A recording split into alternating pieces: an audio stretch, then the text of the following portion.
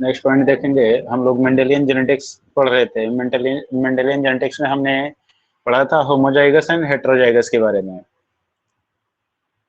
उसी का हम अगला पॉइंट देखते हैं। ओके, तो ये देखते हैं the F1 progeny of the pure tall and dwarf is heterozygous। जैसे यहाँ पे कह रहा है कि जो F1 प्रोजेनी होगी प्योर टॉल के लिए कैपिटल टी, प्योर डॉर्फ के लिए स्मॉल टी यूज करते हैं हम। तो यहाँ से जब हम क्रॉस कराएंगे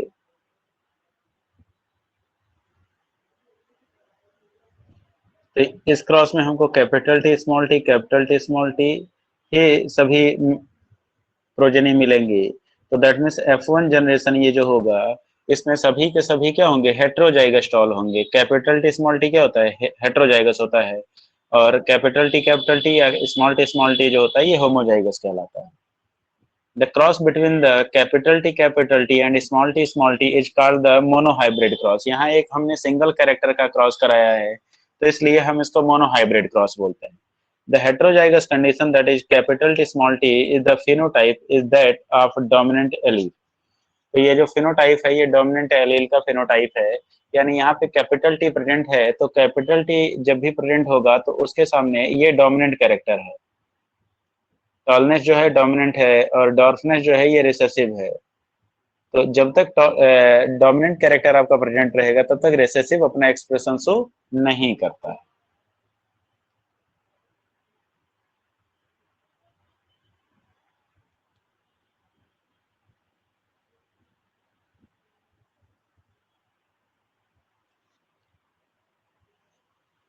Pure tall and dwarf plant genotype are capital T and small t respectively.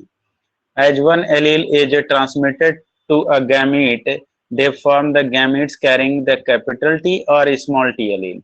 तो यहाँ से देखिए कैपिटल टी का क्रॉस जो है स्मॉल टी से कराया गया, ये पेरेंटल जनरेशन है।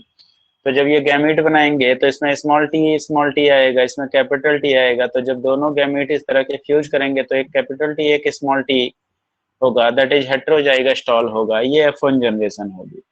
The hybrid are phenotypically tall but have the factor governing the contrasting trait. Hence, they are capital T small t or heterozygous.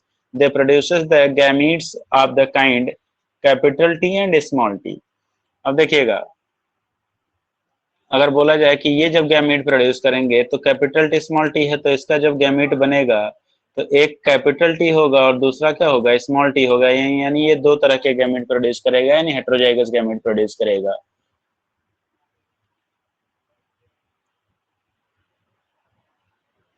The F2 generation raised by the selfing F1 in F2 all possible phenotypes and genotypes probability and calculated by Punnett square developed by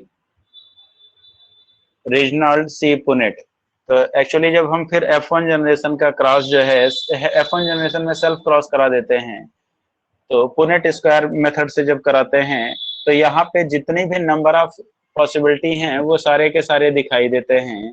जैसे F1 generation में जो हमको मिला है वो आपको मिला है कैपिटल टी स्मॉल टी, फिर इसका cross capital T small T से यानी सेल्फ क्रॉस कराते हैं। तो बेसिकली इस क्रॉस के लिए हम यूज करते हैं Punnett square.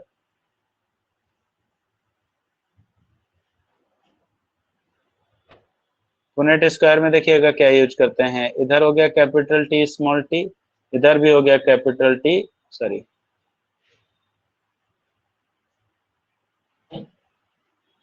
Capital T small T. तो जब कैपिटल टी का क्रॉस कराएंगे, कैपिटल टी जब फ्यूज करेंगे गैमेट तो ये बनेगा आपका, ठीक है। यहाँ पे आपका बनेगा कैपिटल टी स्मॉल टी, फिर यहाँ बनेगा कैपिटल टी स्मॉल टी और यहाँ पे बनेगा आपका स्मॉल टी। ओके, तो ये नंबर ऑफ पॉसिबिलिटी है, यानी कि एक कैपिटल टी मिला, दो आपको कैपिटल टी मिलेंगे और एक आपको स्मॉल टी मिलेगा, ठीक है। तो यहाँ रेशियो जो आएगा 1:2:2 1 आएगा।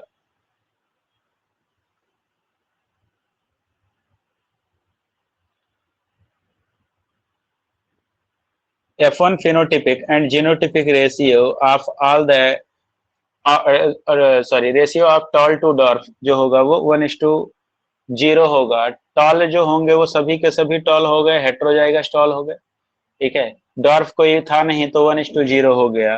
लेकिन F2 जनरेशन में जो जीनोटिपिक और फेनोटिपिक रेशियो देखेंगे, एक्चुअली जीनोटाइप जो होता है वो जेनेटिकल रिप्रेजेंटेशन होता है और फेनोटाइप जो होता है वो फेनोटिपिक एक्सप्रेशन होता है। तो यहाँ पे देखेंगे, यहाँ पे ये भी टॉल है, ये होमोजाइगस टॉल है, ये हेट्रोजाइगस टॉल है, ये हेट्रोजाइगस टॉल है। सिर्फ यहाँ पे एक जो है ये डॉर्फ है आपका। तो यहाँ पे 3 टॉल हुए ना। तो अगर फिजिकली फिनोटिपिकली देखा जाए, बाहर से देखा जाए, तो 3 टॉल है हमारे पास। तो इसलिए जो फिनोटिपिक रेशियो होगा वो 3:1 होगा। और जो जीनोटिपिक रेशियो होगा, जीन्स का एक्सप्रेशन होगा, तो ये एक जैसे हैं और ये अलग है, ये अलग है आपका। तो यहाँ से आ जाएगा 1:2:1। That is the genotypic ratio. F2 parental combination to recombinant ratio is 1:1 होगा। F2 dwarf plant are homozygous because they forms 100% dwarf in F3 and F4 onward generation। तो इसके बाद अगर जो है इसका क्रॉस कराया जाएगा तो ये आगे F3 और F4 में जो है ये प्योर डॉर्फ प्रोड्यूस करेंगे। Among F2 tall plants out of 3, 1 plants breed true and the remaining 2 form both tall and dwarf in the next generation। अब देखिए यहाँ से आपको 3 मिले, तो ये होमोजाइगस टॉल है, तो ये आगे आने वाले जनरेशन में सभी में क्या करेगा, टॉल प्लांट प्रोड्यूस करेगा। और ये जो दोनों हैं ये हेट्रोजाइगस, ये टॉल एंड ड्वार्फ दोनों प्रोड्यूस करेंगे। और स्मॉल टी जो होगा ये आगे चल करके सिर्फ और सिर्फ डॉर्फ प्लांट प्रोड्यूस करेगा। Hence, among the tall, 1/3 are homozygous, 2/3 are heterozygous, and the binomial expression of the monohybrid genotypic ratio is 1/4:1/2:1/4 ax by का होल स्क्वायर। यहाँ से the expression is expanded in the given below. इस तरीके से ये ratio आएगा यहाँ पर।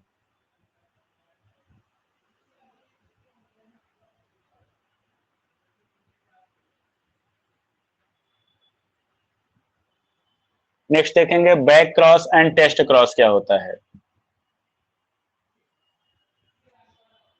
तो देखिएगा back cross and test cross. Back cross देखेंगे, it is a cross between the F1 individual and with the either one of its parent. जब F1 जनरेशन का क्रॉस जो है इसके किसी एक पेरेंट के साथ करा दिया जाता है तो उसी को हम बोलते हैं बैक क्रॉस।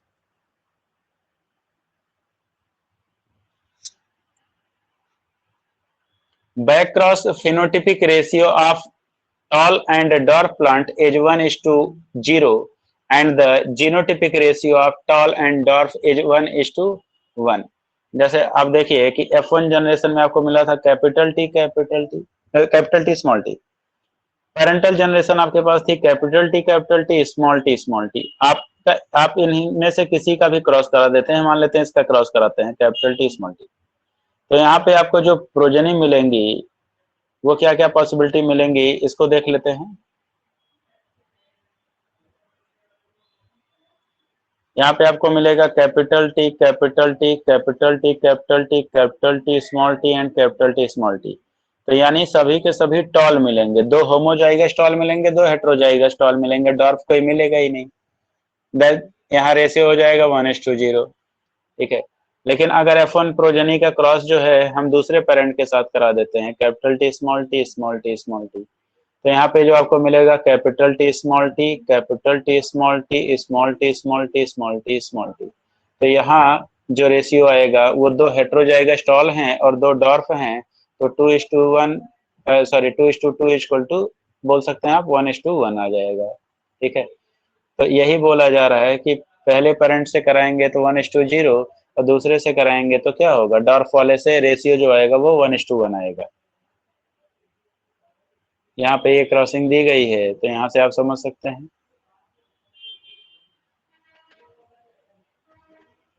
ये टॉल पेरेंट है, उसका क्रॉस किससे कराया गया, हेटेरोजाइगस टॉल से, यानी F1 जनरेशन से कराया गया।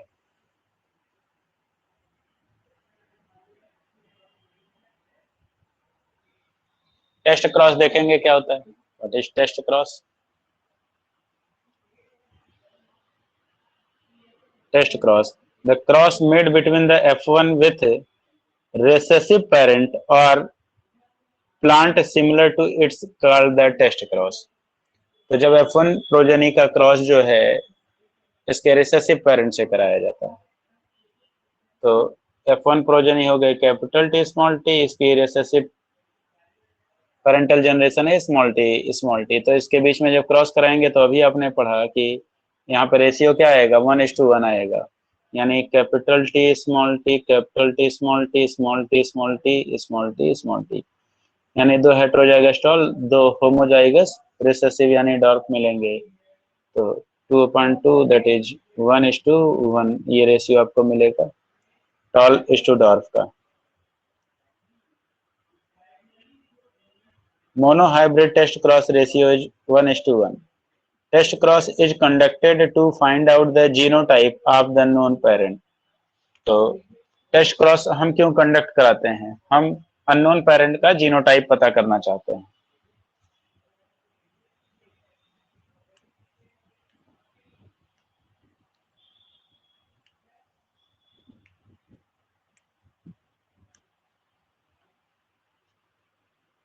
Tested plant in homozygous and dominant phenotype to recessive phenotype is 1:0। Example, violet white flower plants of the pea, all violet। तो violet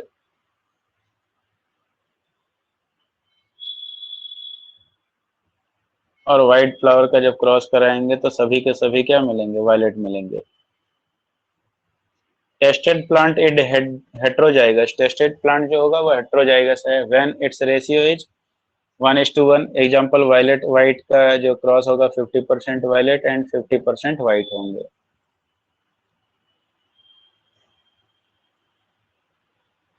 On the basis of monohybrid and its reciprocal cross with the same result, Mendel proposed the law of dominance and segregation।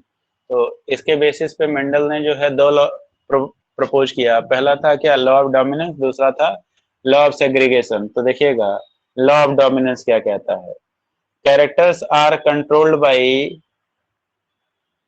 Discrete unit called the factors. तो character जो होते हैं कुछ units होती हैं उनके द्वारा कंट्रोल किए जाते हैं, जिसको इन्होंने टर्म दिया factor. Factor occurs in pair, तो इनको बेसिकली जीन्स के बारे में या एलील्स के बारे में जानकारी नहीं थी, तो इन्होंने फैक्टर्स जो यूनिट्स थे उनको इन्होंने फैक्टर बोला, और फैक्टर जो होता है वो पेयर में पाए जाते हैं। इन अ dissimilar pair of factor pertaining to a character, one member of the pet dominate the other। तो इसमें एक जो है दूसरे के ऊपर क्या करता है, डोमिनेट करता है।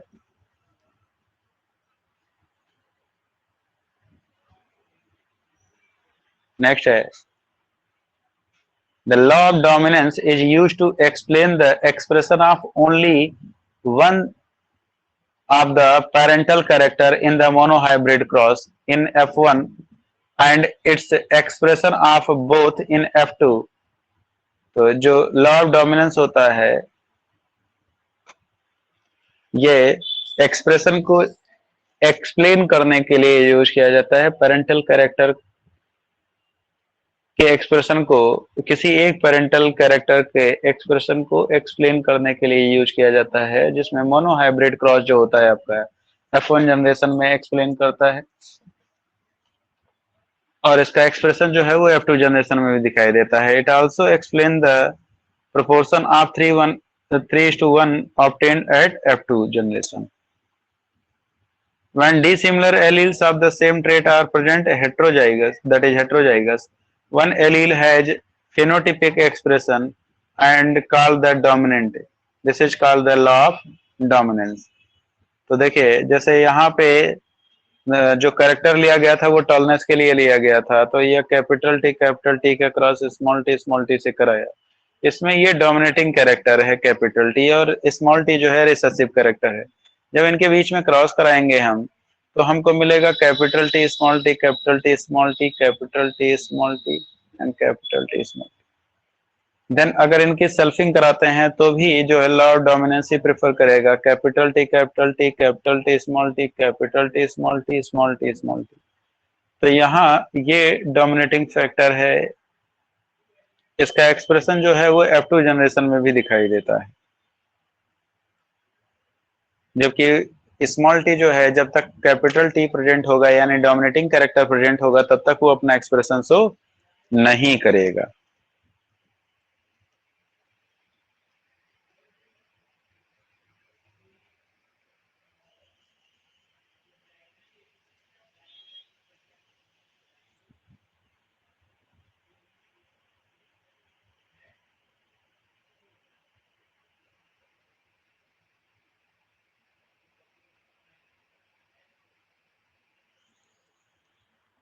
सेकंड देखेंगे लॉ ऑफ सेग्रीगेशन या law of purity of gametes.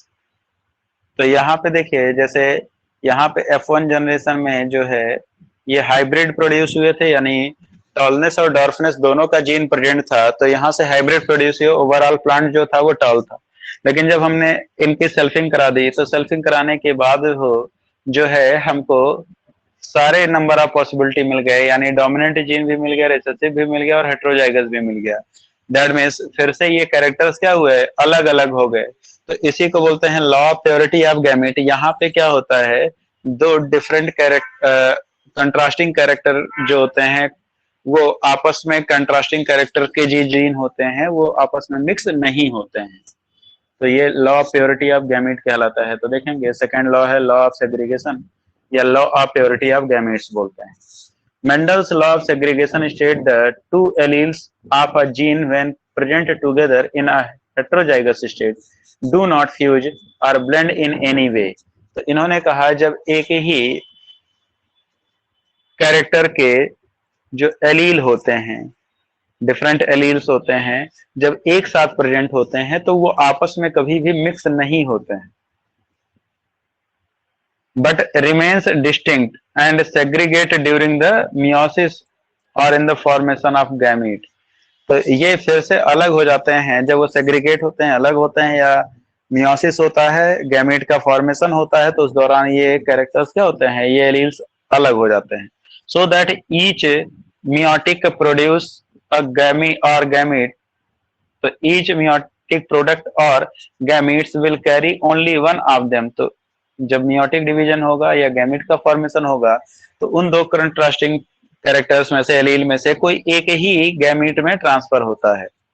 This law is based on the fact that the alleles do not show any blending or that and that both the characters are recovered as such in the F2 generation through one of these is not seen at F1 stage।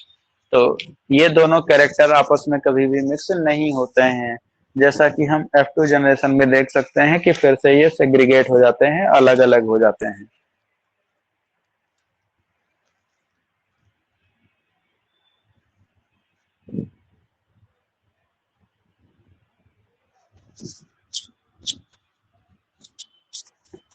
The law of segregation postulates that the allele in heterozygous condition coexist and do not blend or mix, they separate and enters into the different gamete during the meiosis। तो law of segregation ये कहता है कि जो alleles होते हैं किसी भी हेट्रोजाइगस कंडीशन में वो कभी भी आपस में मिक्स नहीं होते हैं। जैसे मान लीजिए कैपिटल टी स्मॉल टी इसके साथ है, तो ये दोनों एलील जो होंगे वो आपस में कभी भी मिक्स नहीं होते हैं, ये दोनों सेपरेटली प्रेजेंट होते हैं।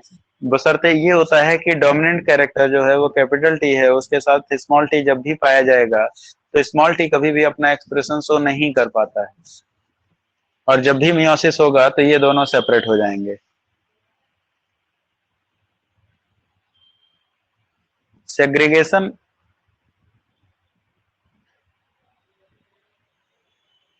of genes is a universal phenomenon in all organisms reproducing by normal sexual method। तो जितने भी ऑर्गेनिज्म सेक्सुअली रिप्रोड्यूस करते हैं उनमें गैमीट्स जो है वो यूनिवर्सली मेथड से क्या होता है, सेग्रीगेट हो जाता है या अलग हो जाता है।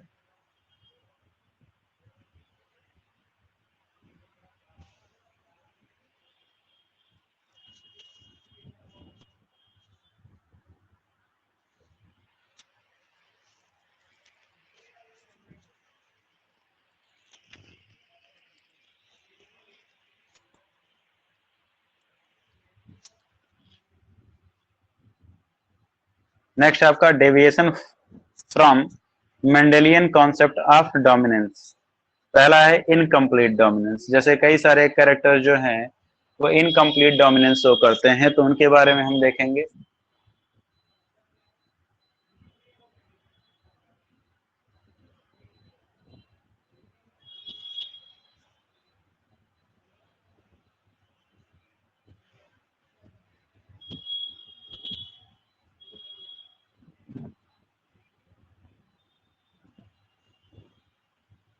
In monohybrid cross, F1 is intermediate between the parent and does not resembles either of the parents. It is called the incomplete dominance। तो जब monohybrid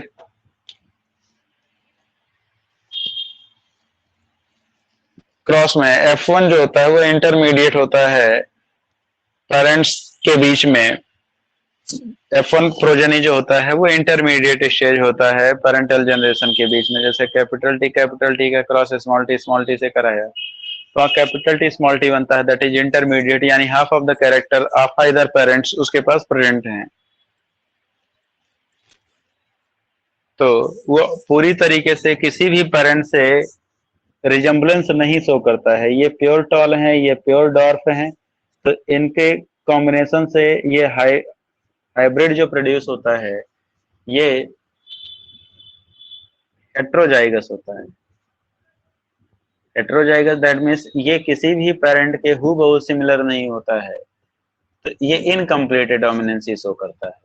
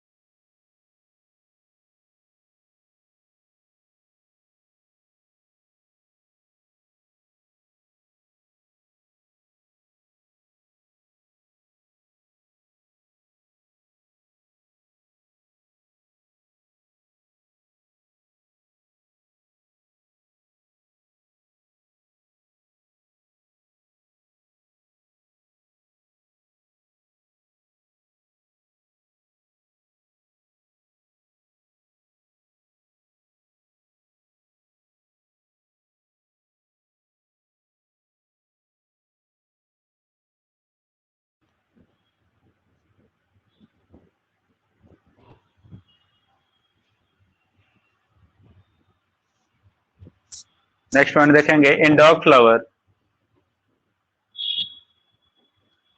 that is antirrhinum snapdragon crossing of pure red capital R R and pure white small r r result into pink. तो यहाँ एक dog flower जिसको बोलते हैं एंटीरिनियम है। Actually इसमें जो फ्लावर का कलर होता है वो व्हाइट भी होता है और रेड भी होता है। तो जब हमने रेड फ्लावर वाले का क्रॉस जो है व्हाइट फ्लावर वाले से कराया, प्लांट का क्रॉस जो है व्हाइट फ्लावर वाले प्लांट से कराया, तो देन प्रोड्यूस हुआ कैपिटल आर स्मॉल आर। तो यहाँ पे ये ना तो रेड है ना ही व्हाइट है, ये क्या हो गया, पिंक हो गया। तो दैट मीन्स ये किसी भी अपने एक सिंगल पेरेंट के जैसा नहीं है, तो ये कहलाता है incomplete dominance. Like the monohybrid cross, dominance F2 genotypic ratio RR 1 RR 2 capital R small r and 1 small r, but phenotypic ratio is 3:1, but it is red, 1 red 2 pink and 1 white। तो देखिएगा, जैसे अगर हम यहाँ पे cross कराते हैं capital R are का स्मॉल आर आर का, तो यहाँ पे तो हमको F1 जनरेशन जो मिलेगा वो सबके सब क्या होंगे, पिंक हो जाएंगे, सबके सब क्या मिलेंगे, pink capital R small R. लेकिन अगर कैपिटल आर स्मॉल आर का फिर हम सेल्फ क्रॉसिंग करा दें, तो यहाँ पे हमको मिलेगा capital R R, capital R small R, capital R small R and small R small R. तो यहाँ पे एक जो है ये रेड है, ये दो पिंक हो गए, और ये जो हो गया ये व्हाइट हो गया। तो यहाँ जो रेशियो मिलेगा 1:2:1, तो यहाँ पे ये जीनोटिपिक रेशियो होगा हमारा, क्या होगा, जीनोटिपिक रेशियो। लेकिन फिनोटिपिक रेशियो देखेंगे तो फिनोटिपिक रेशियो हमको क्या मिलेगा, इन जनरल जब हम कैपिटल टी स्मॉल टी लेते थे, इनके बीच में क्रॉस कराते थे, तो हमको फिनोटिपिक रेशियो 3:1 मिलता था। लेकिन यहाँ पे जो फिनोटिपिक रेशियो मिलेगा वो एक रेड है, दो पिंक हैं और एक व्हाइट है। तो यहाँ पे जीनोटिपिक और फिनोटिपिक रेशियो जो है वो सेम मिल जाता है। तो इसको इनकम्प्लीट डोमिनेंस बोलते हैं। क्या बोलते हैं, इनकम्प्लीट डोमिनेंस। अब देखेंगे नेक्स्ट है कोडोमिनेंस। तो इनकम्प्लीट डोमिनेंस आपको पता हो गया कि डोमिनेंट के साथ जब रिसेसिव प्रेजेंट होता है तो उस केस में वो दोनों अपना मिला जुला इफेक्ट शो करते हैं, ना कि किसी एक का एक्सप्रेशन शो होता है। तो सिर्फ डोमिनेंट अपना एक्सप्रेशन नहीं शो कर पाता है, रिसेसिव की वजह से वो इफेक्ट जो है वो चेंज हो जाता है।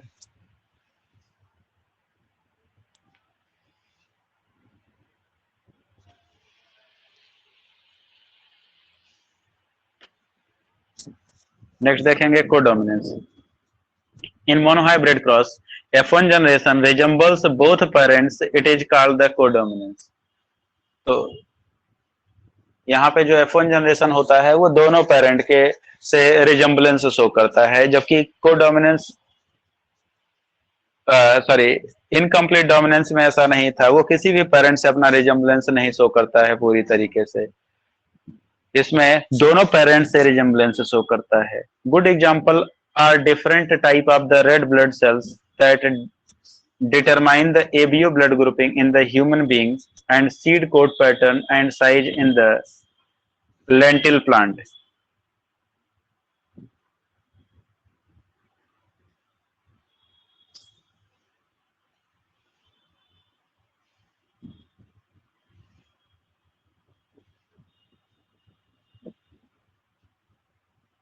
तो देखिए अगर हम यहाँ पे जैसे देखते हैं, जो हमारे पास ब्लड ग्रुप होता है, मान लीजिए कि मदर और फादर का हम ब्लड ग्रुप लेकर के एग्जांपल समझ लेते हैं। मान लीजिए मदर जो है ये होमोजाइगस ए ब्लड ग्रुप की है, तो यहाँ पे क्या होगा आपका,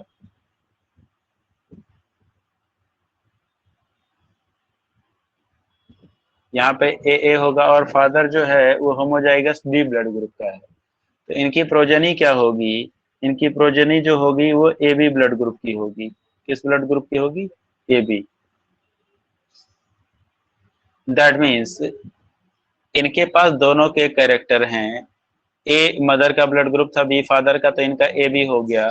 तो ब्लड ग्रुप ए बी जो होता है आपका, वो कोडोमिनेंस का एग्जाम्पल होता है। क्योंकि अगर एलील ए और एलील बी एक साथ पाए जाएंगे तो ये डिफरेंट ब्लड ग्रुप फॉर्म कर देता है, यानी ए बी। जो कि दोनों पेरेंट्स के कैरेक्टर को कंटेन करता है, ए और बी दोनों के, मदर या फादर दोनों के।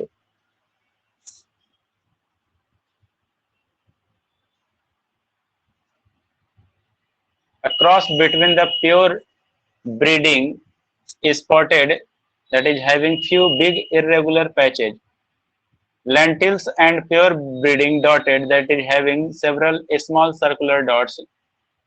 Lentils produce the heterozygous that are both are spotted and dotted. The F1 shows that the phenotypic feature of the both parents, the alleles are termed the codominant. तो यहाँ पे alleles को हम क्या बोलते हैं? Codominant. Self-pollination of the spotted or dotted F1 generation produces the F2 progeny in the ratio of 1 spotted, 2 spotted, and dotted, and 1 dotted.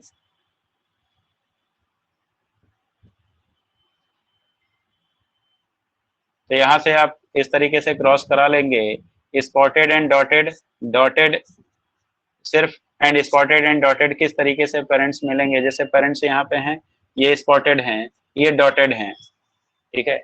Spotted यहाँ पे स्पॉट से दिखाई दे रहे हैं लेंटिसल्स में, और ये डॉटेड हैं।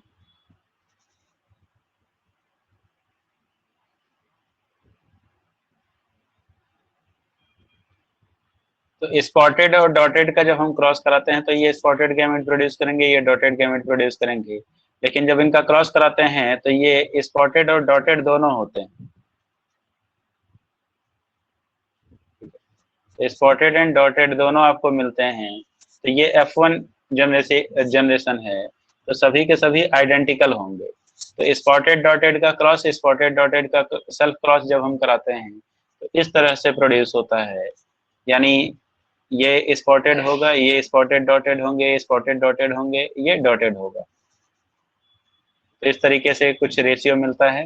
इसको आप इसके थ्रू समझ सकते हैं या फिर ब्लड ग्रुप का एग्जांपल लेकर के समझ सकते हैं, दोनों से जिससे भी आपको बेहतर लगे।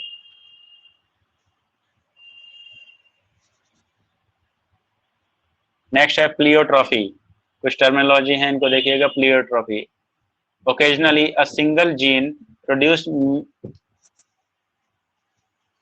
a single gene product may produces more than one effect, so that a single gene may be related to more than one character. तो प्लियोट्रॉफी का मतलब होता है जब एक जीन एक से अधिक कैरेक्टर का एक्सप्रेशन करता है तो उसको हम प्लियोट्रॉफिक जीन बोलते हैं। Such phenomenon is called the pleiotropy. Example: starch synthesis in the pea seed is controlled by one gene. It has two alleles, capital B and small b. Large starch grains यानी starch synthesis effectively होगा तो capital B भी होगा। Small starch grains होंगे, lesser efficiency होगी starch synthesis की, तो small b भी होगा।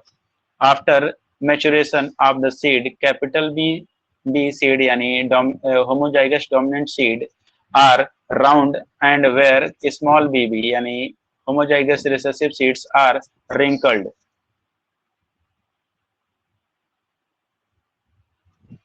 Homozygous produces round seeds, and so capital B seems to be dominant allele. So यहाँ पे हम capital B को बोल सकते हैं कि ये dominant allele है, but the starch grains produced are intermediate size, तो वो होंगे capital B small b, heterozygous condition में होगा।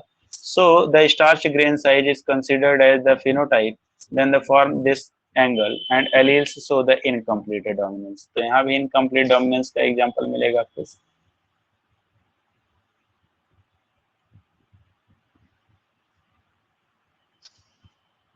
Therefore, dominance is not an autonomous feature of the gene or the product that it has information for. It depends as much the gene product and production of a particular phenotype from this product as it does not particular phenotype that we choose to examine. In case of more than one phenotypic influence the same gene.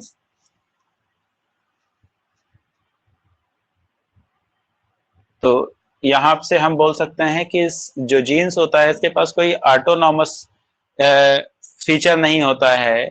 ये हमेशा depend करता है इस बात पे कि उसका जो प्रोडक्ट बना है उसका प्रोडक्शन कैसे हुआ है, उसमें एलील का एक्सप्रेशन कैसे हुआ है, इस बात पर निर्भर करता है।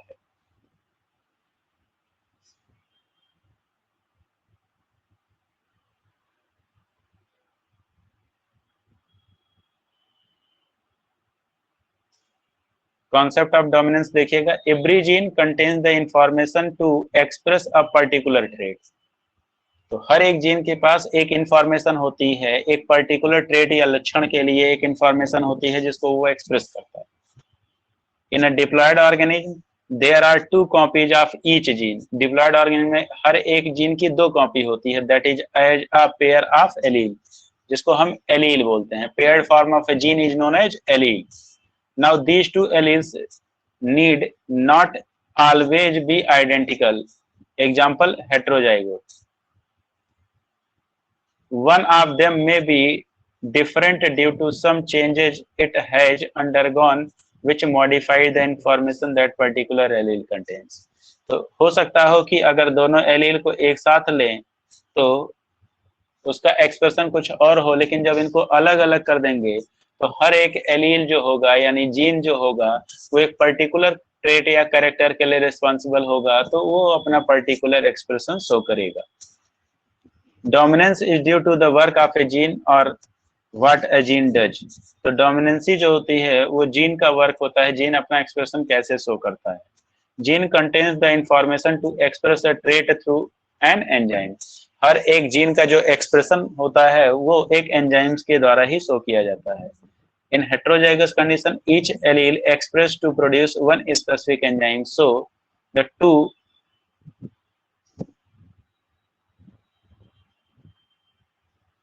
enzymes are produced. तो एक जीन के 2 एलील होते हैं तो 2 एंजाइम प्रोड्यूस किए जाएंगे दोनों के एक्सप्रेशन के लिए। The enzyme produced by the normal allele convert the substrate into product, so the same phenotype would be the result. तो जो एंजाइम होता है नॉर्मल एलील जो एंजाइम प्रोड्यूस करेगा वो हूबहू उसके जैसा ही प्रोड्यूस करेगा, यानी उसका एक्सप्रेशन उसके के जैसा ही होगा। Theoretically, the modified alleles could be responsible for the production of। अगर theoretically अगर बात करें तो अगर एलील में कोई मॉडिफिकेशन कर देते हैं तो वो किसके लिए रिस्पॉन्सिबल होगा? पहला the production of the normal और लेस इफिशिएंट एंजाइम, और नॉन फंक्शनल एंजाइम प्रोड्यूस कर सकता है नो एंजाइम एट ऑल।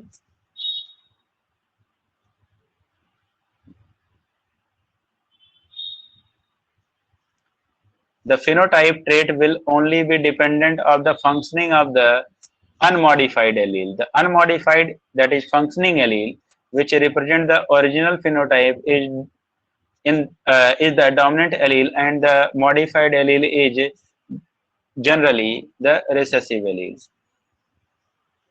तो मॉडिफाइड एलील जो होगा वो रिसेसिव एलील होगा, जो अनमॉडिफाइड होगा वो फंक्शनिंग एलील होगा, वो डोमिनेंट होगा।